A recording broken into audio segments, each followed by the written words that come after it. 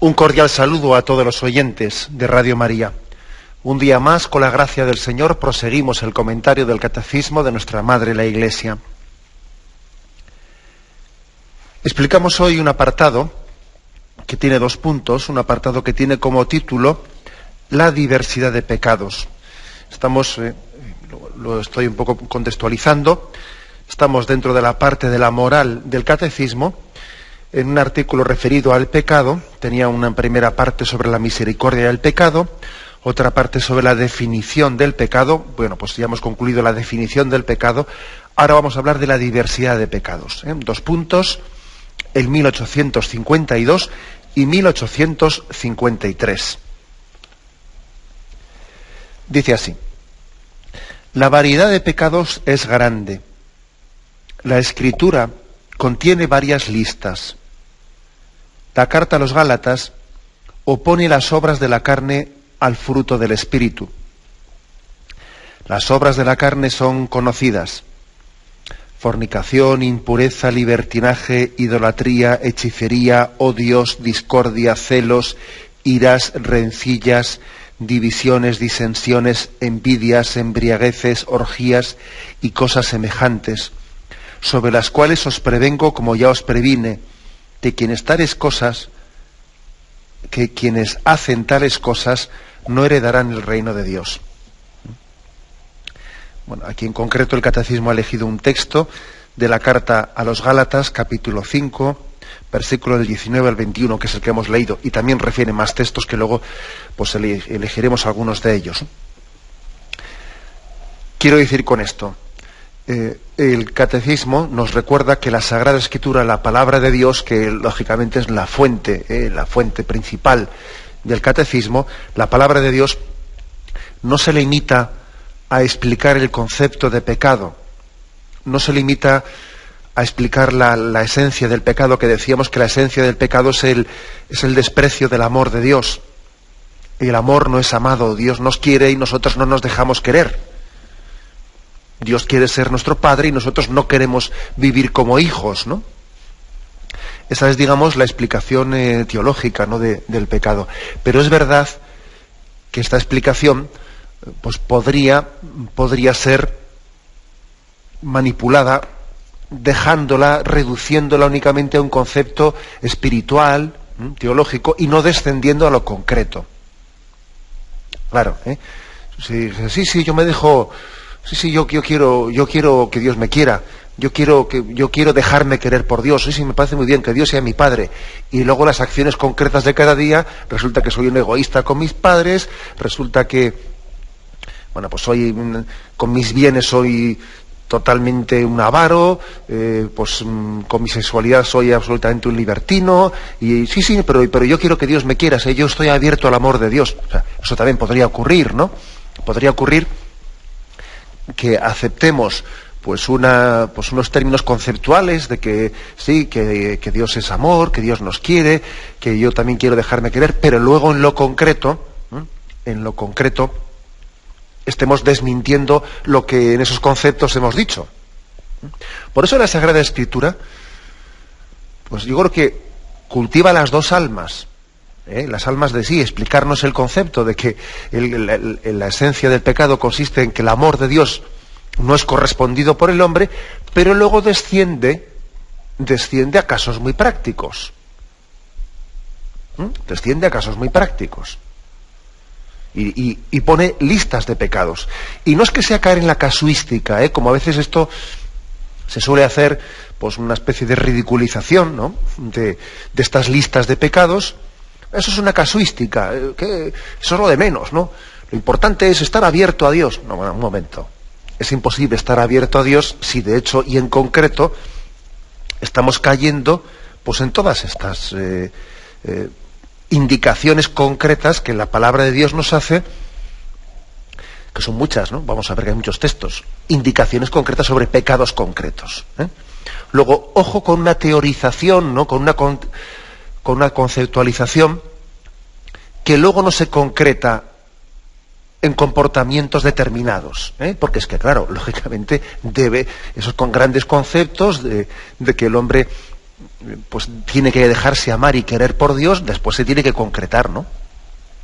Por eso la Sagrada Escritura no tiene complejo alguno de ir y concretar y decir: estas son las obras de la carne: fornicación, impureza, libertinaje, idolatría, hechicería, odios, discordia, iras, rencillas, divisiones, disensiones, envidias, embriagueces, orgías. O sea, bueno, porque la palabra de Dios ilumina la realidad de la vida, ilumina los grandes conceptos y los comportamientos muy concretos, las dos cosas. Luego esto no es casuística, no, es la realidad de la vida, porque también nuestra vida se está jugando en hechos concretos, ¿no?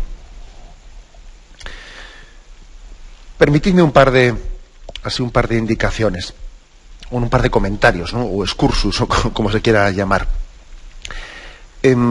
Creo que una de las cosas que nos caracterizan es que cada época, cada momento cultural suele tener unas sensibilidades distintas. Entonces tenemos el riesgo de caer en lo que se llama, lo que podríamos llamar moral o ética, también de un momento determinado, ¿no? O sea, lo que a mí, igual me habéis oído hablar en alguna ocasión en este programa, pecados de época o virtudes de época. ¿Qué quiere decir? Pues que en un momento determinado puede haber un contexto social en el que la cultura sea muy sensible hacia determinados valores y muy ciegos hacia otros. Puede ocurrir, por ejemplo, que en el momento presente seamos muy sensibles, por lo menos en los valores así un poco oficiales, seamos muy sensibles, pues por ejemplo, a la justicia social, y seamos muy ciegos a otras cosas, como la pureza. Y aquí oficialmente está mal vista la corrupción. Otra cosa es que de hecho exista un montón, pero bueno, oficialmente está mal visto, ¿eh? Si, por ejemplo, a un político se le pilla con las manos en la masa, recibiendo pues cayendo en una corrupción concreta de dinero, de malversación de fondos o lo que sea, si se le pilla con las manos en la masa, bueno, allí inmediatamente tiene que dimitir, porque ese es un valor social que está, digamos, claramente reconocido, ¿no?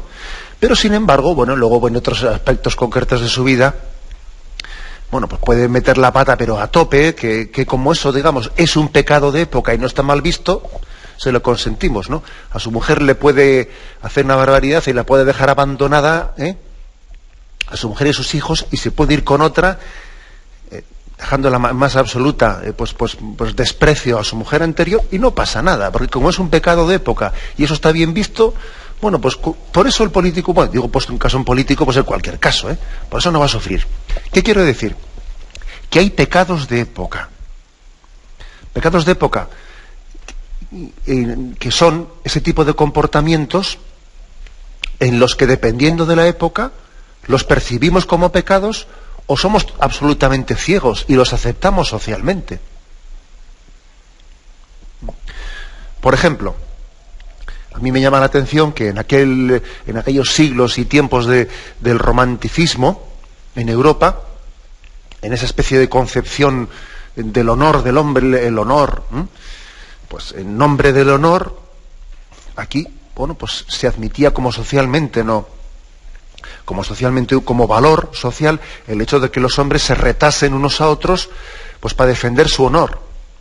Y cogían y ponían una determinada hora para batirse en duelo y con 2 pistolas dispararse uno a otro, porque tú me habías ofendido y te lanzo el pañuelo para retarnos en nuestro honor. Y era un pecado de época. Ahora lo vemos y decimos, ¿que estaban locos o qué? No, era un pecado de época. Sencillamente estaban ciegos. Su cultura, esa cultura soberbia del honor y no sé qué, les cegaba y no les permitía ver la barbaridad de aquello. También nosotros tenemos pecados de época, que son barbaridades auténticas, y nuestra cultura nos los hace percibir como, bueno, pues como, incluso hasta como derechos, lo que es una barbaridad. Por ejemplo, el caso anterior que he puesto, ¿no? Que yo le dejo a mi mujer absolutamente despreciada en la miseria y me voy con otra, porque me resulta más atrayente. Pero bueno, pero qué barbaridad es esa, ¿no? Pues sí, es un pecado de época, que incluso hasta se entiende como un derecho, ¿no? Por lo tanto, yo creo que el santo, el cristiano, es aquel cuyo criterio para entender lo que es pecado no es lo que socialmente es considerado como pecado, lo que coyunturalmente en este momento, en esta circunstancia, pues resulta que esto sí es entendido como pecado, pues entonces, no, el cristiano es aquel que para entender y descubrir en las acciones concretas qué es pecado, no recurre a lo que socialmente es políticamente correcto o políticamente incorrecto, sino que recurre a la Sagrada Escritura y encuentra en la Sagrada Escritura un referente, ¿no? Incluso una lista de pecados objetiva que trasciende todos los tiempos. Trasciende todos los tiempos. O sea, hay cosas que objetivamente hablando son inmorales y lo seguirán siendo hasta el día del juicio final, hasta el retorno del Señor en gloria, vamos. O sea, que no van a caducar, porque es que lo que es injusto ayer, hoy y siempre. Y no dependerá de que socialmente esté bien visto o mal visto, o lo que fuere. Esta es la grandeza de la Escritura. Porque es que la palabra de Dios no tiene tiempo. Cielo y tierra pasarán, pero mis palabras no pasarán. Y podemos recurrir a la Sagrada Escritura como viendo, viendo en ella, viendo pues esa voluntad eterna de Dios que también a mí me quiere hablar en el hoy, aquí y ahora. Es un don de Dios muy grande, por lo tanto. El que también la Sagrada Escritura descienda a lo concreto, pues sí, Señor, descendemos a lo concreto. Y no tenemos ningún complejo en ello. Y si algo de nos escuece, bueno será refrescar eso en lo que nos escuece, porque debe de ser, si nos escuece, debe de ser que se nos ha quedado un poco en penumbra ese aspecto. Luego hay que recordarlo y hay que insistirlo. Esto también nos ilumina sobre un aspecto en el que muchos oyentes, a veces cuando llaman y hacen preguntas, en la parte final del programa, pues yo recuerdo que es frecuente la pregunta siguiente, ¿no? Yo conozco una persona pues que no es creyente y por lo tanto pues no vive determinados aspectos de la ley de Dios, ¿no? Como el de amar a Dios sobre todas las cosas y la relación con Dios, etcétera, ¿no? Y que no es creyente y que le veo que es muy solidaria y que tiene unos comportamientos que para mí quisiera yo, pues de justicia y de compromiso, pues social, etcétera, tal, y sin embargo otros aspectos de su vida pues pasa del tema religioso, pero absolutamente, ¿no? O igual también pasa de otros aspectos, pues de moral de la sexualidad o tal o cual, ¿no? Y entonces, ¿cómo se come eso, no? Bueno, pues se come de esta manera que estamos diciendo. Pues porque es muy frecuente, O sea, es muy frecuente el que tengamos una moralidad, digamos que está basada, configurada, en lo que socialmente se entiende como políticamente correcto o políticamente incorrecto, pero que no tiene, claro, que es una moral de época, pero que no es una moral eterna. Y en la Sagrada Escritura, ¿no?, tenemos unas bases eternas y a ella nos referimos y desde ella fundamentamos, ¿no? Porque sería, a mí personalmente, ¿no?, me parece absurdo construir una visión de la moralidad y de la ética que hoy es y mañana puede dejar de ser, o que no hoy es, o que hoy no es y mañana será. Pues vaya construcción ética, tú. Vaya construcción ética, pues vaya absurdo, ¿no? O sea, creo que la grandeza de la Escritura es que esa palabra de Dios que trasciende el lugar y el tiempo nos permite, ¿no?, fundamentar pues una moral objetiva, ¿no?, que va a trascender tiempo y lugar. Tenemos un momento de reflexión y continuaremos enseguida. Continuamos en este programa del Catecismo de la Iglesia Católica explicando pues este apartado que tiene como título Diversidad de pecados. Habíamos leído el punto 1852 y en él se nos proponen una serie de textos, ¿no?, de la palabra de Dios en los cuales se hablan de listados concretos de pecados, ¿no?, concreciones, decíamos, no, de ese gran principio de que el pecado es el desprecio del amor de Dios, pero concretando, ¿no? Y decía que el texto que aquí se transcribe es el de San Pablo a los Gálatas, capítulo 5, del 19 al 21. Y dice, las obras de la carne son, y pone un listado de las obras de la carne, contraponiéndolas a las obras que son del Espíritu. las obras del Espíritu son contrarias a las obras de la carne. Bien, es una manera de explicar, y yo quisiera decir dos palabras sobre esto, no sobre las obras de la carne, son fornicación, impureza, tal.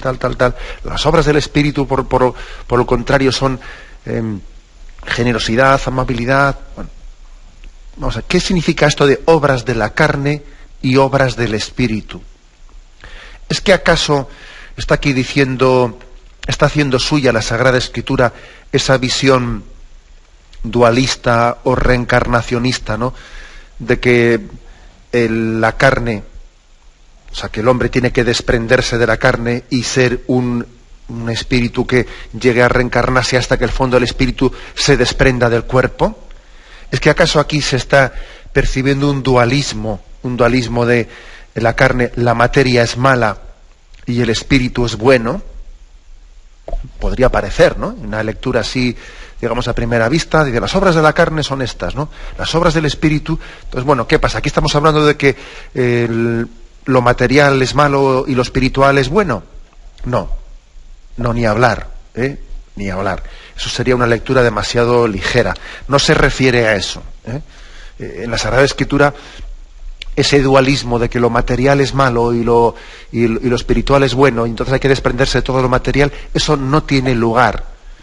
La Sagrada Escritura tiene muy claro ese concepto de que todo lo que Dios creó era bueno, todo lo material, o sea, todo lo que forma parte de la creación, que ha salido de manos de Dios, todo es bueno, y va a formar parte de los cielos nuevos y la tierra nueva, a la que todos estamos llamados, ¿no?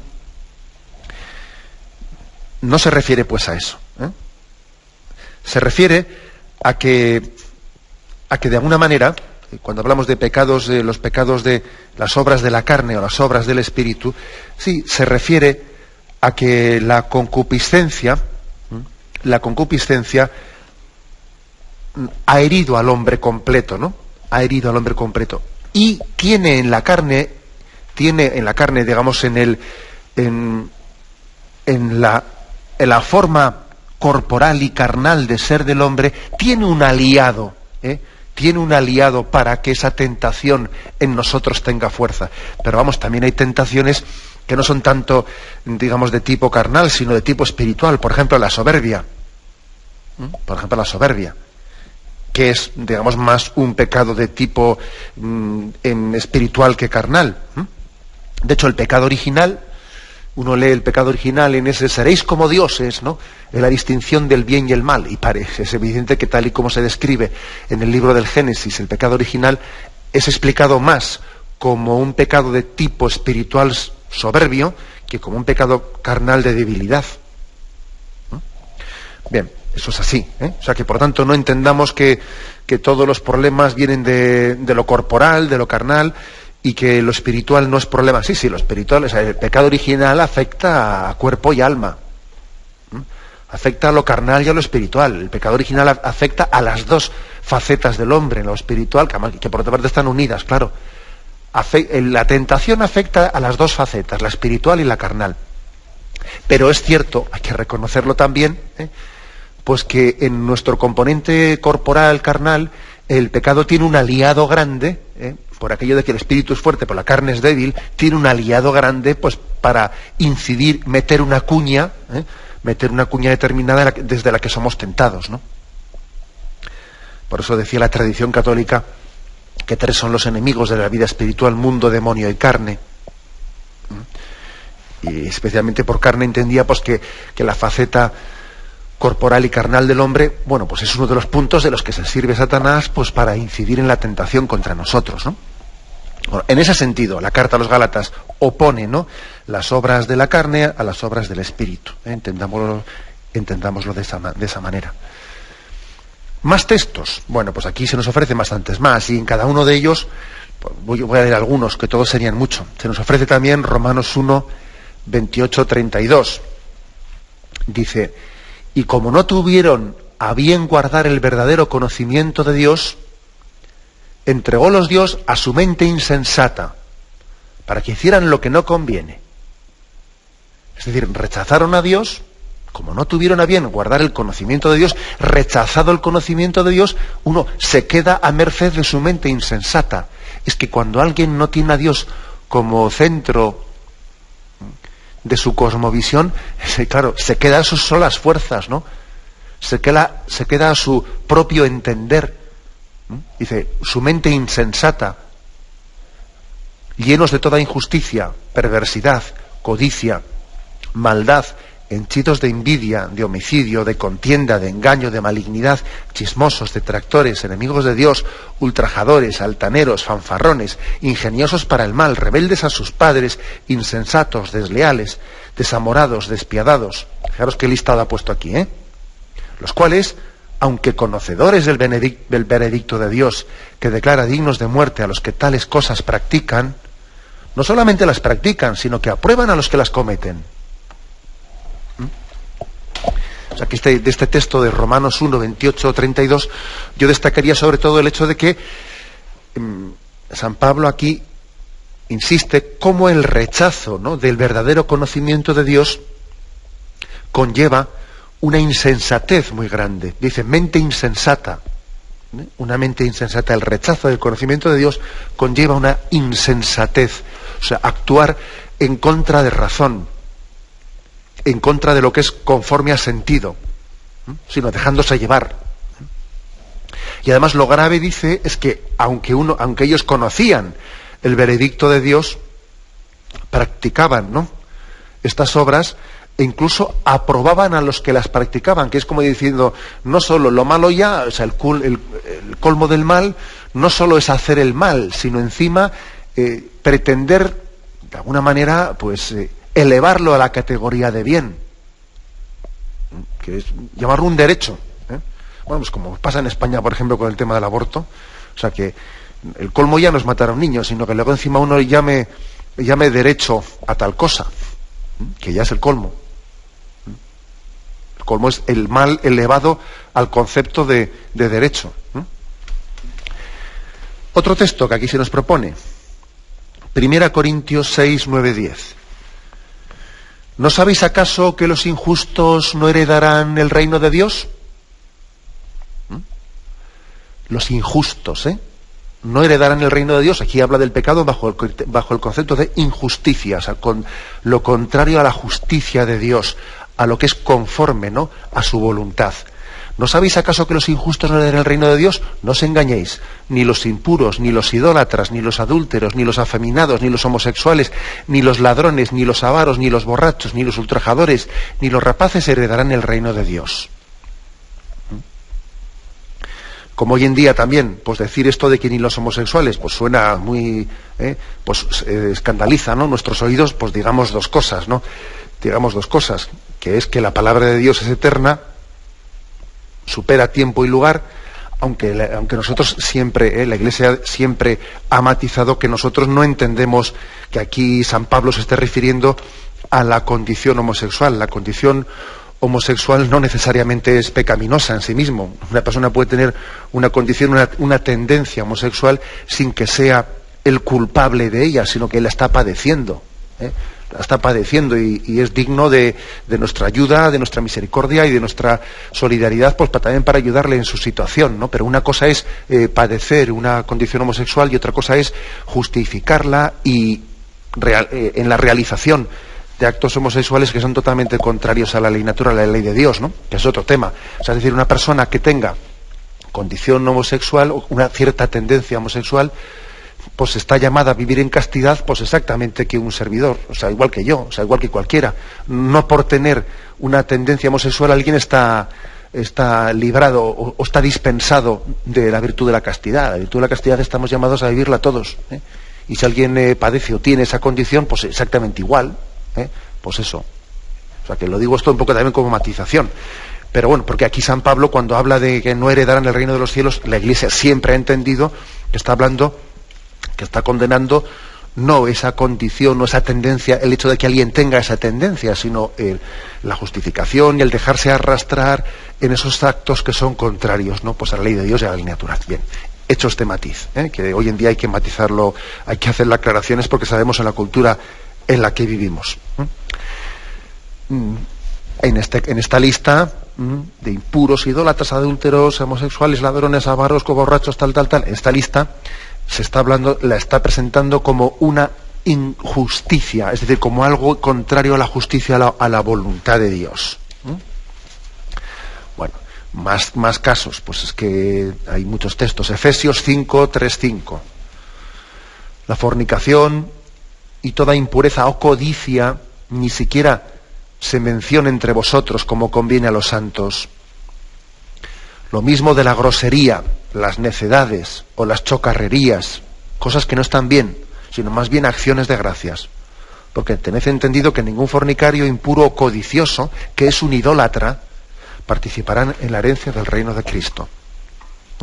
Si os fijáis, en la mayoría de los listados que hace San Pablo, mete muchos conceptos, ¿no? Pero unos conceptos que no faltan nunca son el tema de la codicia con el dinero, la idolatría del dinero y el tema de la impureza. Esas dos cosas no faltan nunca de sus listados. También habla de las groserías, etcétera. Pero esos dos aspectos, el de la idolatría del dinero, ¿no?, y el de la impureza, están siempre incluidos, ¿no? Se ve que eso siempre le ha afectado al hombre todos los tiempos, ¿eh? La idolatría del dinero y también la gran tentación de la carne, de la impureza, ¿no?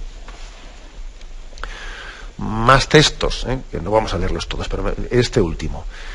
Colosenses 3 del 5 al 8. Aquí el catecismo pone pues casi unos 10 textos, ¿no? Colosenses 3 del 5 al 8. Por tanto, mortificad vuestros miembros terrenos. Fornicación, impureza, pasiones, malos deseos, codicia, que es una idolatría, todo lo cual atraerá la cólera de Dios sobre los rebeldes, y que también vosotros practicasteis en otro tiempo, cuando vivíais en ellas. Mas ahora desechad también vosotros todo esto: cólera, ira, maldad, maledicencia, palabras groseras, lejos de vuestra boca. O sea, habla San Pablo en un término que es el que hay que mortificar. Mortificarnos. ¿Qué quiere decir mortificar? Pues parece que es uno de esos términos que hemos desterrado, ¿no? No digo ya únicamente de nuestro lenguaje, sino de nuestro horizonte espiritual y antropológico, ¿no? Mortificar quiere decir que el hombre tiene que morir al pecado y tiene que, por lo tanto, hacerse violencia a las tendencias pecaminosas que tenemos en nosotros. Tiene que hacer contra, como decía San Ignacio, agere contra, hacerse contra a la tendencia pecaminosa, ¿no? Si el hombre se deja llevar, bueno, pues ancha es la puerta que lleva a la perdición, cuesta abajo todo corre. Lógicamente aquí habla de que hay que mortificar, es decir, uno tiene que, sería ingenuo, sería una antropología ingenua la que no esté recordando la importancia de la mortificación, de que hay en nosotros una tendencia pecaminosa que hay que saberle llevar la contra, ¿no? Y ese es uno de los dramas que padecemos ahora mismo, ¿no? El de una concepción antropológica ingenua, o sea, no real, en la que no nos está recordando un hecho que es absolutamente objetivo, que hay una tendencia en nosotros al mal, que hay que mortificarla, o sea, que hay que hacerla morir para que nazca el hombre. El hombre justo, tiene que morir el hombre injusto. Y en nosotros existe esa lucha interior, hay una batalla dentro de nosotros. Por lo tanto, mortificad vuestros miembros terrenos, dice, ¿no? En resumen, que en la Sagrada Escritura hay muchos lugares en los que se ponen una especie de listados de acciones pecaminosas, listados de pecados, ¿eh? Y esto no es caer en la casuística, como he dicho antes, sino que es también entender pues que el seguimiento a Jesucristo, que el vivir como hijo en la condición de hijo de Dios, se traduce también en cosas concretas. Y lo que no puede ser es que alguien pretenda vivir en esa condición de hijo cayendo en contradicciones como estas, ¿no? Estos pecados que están aquí un poco también reflejados, hasta puestos en listas, estos pecados, cada uno de ellos indica que estamos cerrados al amor de Dios y que no vivimos en la condición de hijos. Son como un semáforo rojo que se enciende, dice, oye, aquí hay un comportamiento tuyo concreto que es incompatible con tu condición de hijo de Dios o de seguidor de Jesucristo. Entonces, ¿qué hay que hacer? Pues lejos de entender estos listados como algo antipático, ponernos delante de ellos y especialmente detenernos en aquellos que nos toquen más de cerca. Dejarnos interpelar por la palabra de Dios, ¿no? Ponernos ante ella como un espejo en el que el Señor te dice, mira en este listado, esto en concreto que ha puesto, ¿cómo te toca de cerca? Pues eso, ¿no? Creo que hay que tener esa apertura a la palabra de Dios que nos ilumina. Tenemos un momento de reflexión y continuamos enseguida. Continuemos la explicación en este programa del Catecismo, la explicación de este apartado que tiene como título La diversidad de pecados. Son 2 puntos, habíamos ya abordado el primero, lo hacemos ahora con el segundo, en 1853. Dice: se pueden distinguir los pecados según su objeto, como en todo acto humano, o según las virtudes a las que se oponen, por exceso o por defecto, o según los mandamientos que quebrantan. Se los puede agrupar también según que se refieran a Dios, al prójimo o a sí mismo. Se los puede dividir en pecados espirituales o carnales, o también en pecados de pensamiento, palabra, obra o omisión. La raíz del pecado está en el corazón del hombre, en su libre voluntad, según la enseñanza del Señor. De dentro del corazón salen las malas intenciones, asesinatos, adulterios, fornicaciones, robos, falsos testimonios, injurias. Esto es lo que hace impuro al hombre. En el corazón reside también la caridad, principio de las obras buenas y puras, a las que hiere el pecado. Bueno, ¿qué afirma este punto del Catecismo? Bueno, que hay otras formas de clasificación de los pecados. Para nosotros la más tradicional es la de los mandamientos. De hecho, el Catecismo, que vamos a explicar, vais a ver cómo sigue este camino, el de los mandamientos. El primer mandamiento, bueno, pues vais a ver que poco a poco, según vayamos adelantando en esta parte, vamos a ir ya explicando los pecados concretos, la moralidad concreta de cada mandamiento, porque quizás sea la forma más tradicionalmente ordenada de explicar los pecados, ¿no? Las acciones que son contrarias a la voluntad de Dios. Pero hay otros caminos también para hacerlo. Por ejemplo, las virtudes.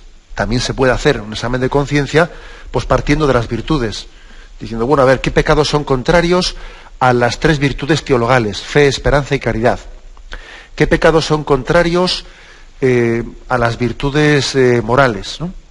Prudencia, justicia, fortaleza y templanza. Bueno, entonces se comienza a ver los pecados contrarios. De hecho, pues cuando os acordáis que en el Catecismo aprendimos cuáles son los pecados capitales y sus virtudes contrarias, ¿no? Y decíamos, pues contra la soberbia, humildad; contra la avaricia, generosidad; contra la lujuria, castidad; contra la ira, paciencia; contra la gula, templanza; contra la envidia, caridad; y contra la pereza, diligencia. O sea, es también otra forma muy práctica también de examinar nuestra conciencia, ¿no? Basándonos un poco en los pecados capitales y en sus virtudes contrarias. También se puede hacer siguiendo las obras de misericordia espirituales y corporales. Sobre todo esto viene muy bien en lo que se refiere a los pecados de omisión. Si uno ejercita las obras espirituales de misericordia, si uno ejercita las obras corporales de misericordia.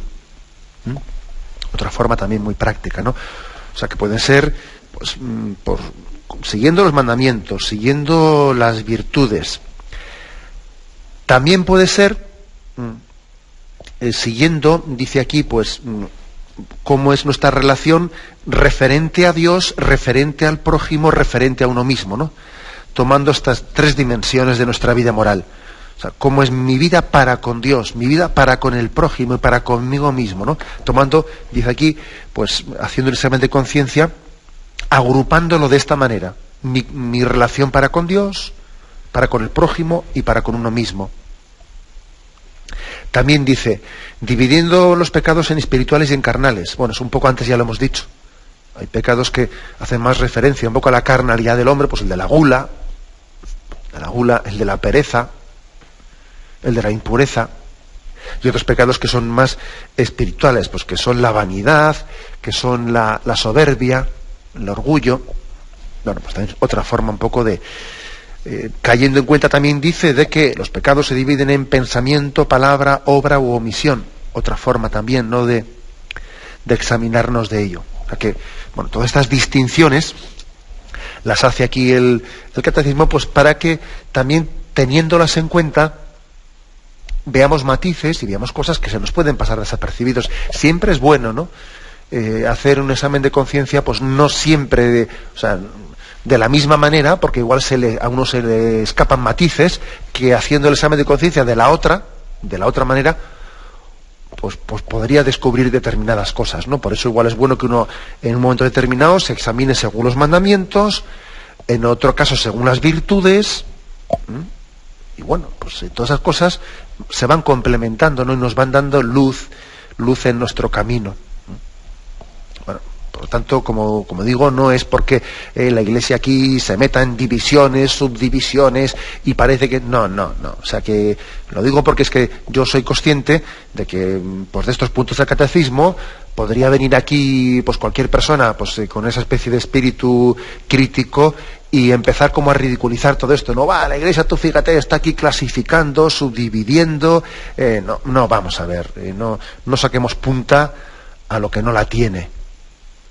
O sea, sencillamente, lógicamente, cuando nosotros concretamos y descendemos a la práctica, pues por supuesto que detallamos, ¿no? Porque los grandes ideales, como decía yo antes, pues claro que bajan, ¿no?, al detalle concreto.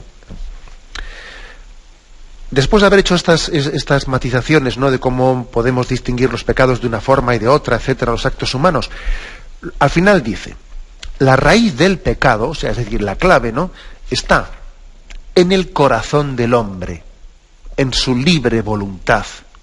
Es decir, que la clave, la esencia del pecado está, dice él, en la libre voluntad, en el núcleo del corazón del hombre, es en el que está teniendo lugar esa batalla entre el pecado y la gracia, entre Cristo y Satanás. Es el Señor el que nos insistió en esto, ¿no? Mateo 15, 19, 20. Frente a una concepción de la moralidad de una manera extrínseca, es decir, como si la moralidad consistiese, ¿no?, pues en un cumplimiento de obras externas, ¿no?, de códigos, pues lo que los fariseos entendían por pureza o por impureza, ¿no? Puro era el que cumplía pues todo un listado de prescripciones pues de cara a la comida, de cara a esto o de cara a lo de más allá. Bueno, pues frente a esa concepción de pureza o impureza externa o extrínseca, el Señor la critica y el Señor pone un concepto de pureza o impureza que parte del corazón. Dice, de dentro del corazón salen, dice el Señor, las intenciones malas, asesinatos, adulterios, fornicaciones, robos, falsos testimonios, injurias. Es decir, es lo que está dentro, lo que anida en tu corazón, lo que hace puro o impuro al hombre. Estos listados de pecados, etcétera, no se trata, no tiene nada que ver con aquel concepto farisaico en el que la moralidad consistía en un cumplimiento de prescripciones externas, ¿no?, para ser puro o impuro. No, sino que todos este tipo de listados de pecados que aquí hemos leído, ¿no?, en la Sagrada Escritura, hacen referencia a que esos pecados anidan en el corazón del hombre. Están naciendo dentro de ti. Por lo tanto, esa contraposición que tenía Jesucristo, ¿no?, entre lo que es una moralidad extrínseca, ¿no?, de cumplimiento de una serie de normas, a lo que es interior, es totalmente distinta. No sé si he contado yo aquí, porque a veces ya no sé dónde contar las anécdotas ya, no sé si he contado una anécdota que me ocurrió a mí en Tierra Santa, en un restaurante determinado, ¿no? Fuimos con el guía, era un guía argentino, creo recordar, judío. Entramos en un restaurante, comimos allí, y llegado el momento, pues nos ofrecían café, y a mí se me ocurrió pedir café con leche. Y entonces, bueno, pues observo que el camarero, no sé, me ponía un poco cara rara, y yo pensaba que no me había entendido. Entonces yo le decía el milk, y lo intentaba decir en francés, en inglés y tal, y decía, ¿y este hombre cómo entenderá lo de leche? Y como no me hacía entender, le dije al guía, oye, dile en hebreo que quiero el café con un poco de leche. Se pone a hablar con él en hebreo, y entonces se dirige a mí y me dice, no, ¿sabe lo que pasa? Es que mire, este es un restaurante que tiene una prescripción de guardar las costumbres de comida judía, y entonces pues usted es que resulta que me dice el camarero que usted en la comida ha comido carne. Y entonces, claro, como ahora pide leche, es que en el Levítico hay un texto que dice no cocerás no mezclarás, ¿no? Pues no cocerás el ternero en la leche de su madre. Y claro, como esa leche que usted le sirve, pues también podría ser del ternero, de la carne que ha comido. Vamos, me quedé perplejo, ¿no? Dije, no, pues sin leche, y café solo, le dije, ¿no? Y entonces me di cuenta de hasta qué punto esa diatriba de Jesucristo, pues con los fariseos, tenía toda la fuerza, ¿no? Cuando el Señor le dice, no es lo que entra por la boca lo que hace impuro al hombre. Lo que hace impuro al hombre es lo que sale del corazón. En tu corazón anida el odio, el rencor, la vanidad, la impureza, la injusticia. O sea, uno cuando ve cosas como esas se da cuenta, ¿no?, de que hay dos tipos de moralidad. Aquella que se limita, ¿no?, a unas prescripciones, ¿no?, pues al cumplimiento de un ritualismo que hace impuro al hombre, o la que parte, dice, porque ahora, ¿a mí de qué me sirve? Ahora, ante los ojos de Jesucristo, ¿qué moralidad es esa que está allí diciendo, aquí no puedo mezclar yo la leche con la carne, y luego tengo en mi corazón un odio, estoy odiando yo aquí a los palestinos, que si veo un palestino, pues vamos, comienzo aquí la caza, levanto la veda para cazarlo? Pero bueno, ¿pero qué moralidad es esa? Pues claro, es que por eso Jesucristo tuvo ese enfrentamiento. Y también por eso fue a la cruz, porque él habló de una moralidad que nacía del interior del corazón, ¿no?, en el cual anida la verdad del hombre, que toma una opción, bien sea por la gracia de Dios, y por lo tanto pues sus obras son espirituales, ¿no?, o bien sea una opción en la que él se deja arrastrar, ¿no?, por el pecado, y sus obras pues son carnales, ¿no? Bien, lo dejamos aquí. Lo dejamos aquí, hemos explicado hoy estos dos puntos, el 1852 y 1853, que hablan de la diversidad de pecados. Si Dios quiere, continuaremos. El siguiente apartado dice la gravedad del pecado, mortal y venial. Continuaremos a partir del próximo día. Me despido con la bendición de Dios Todopoderoso. Padre, Hijo y Espíritu Santo, descienda sobre vosotros.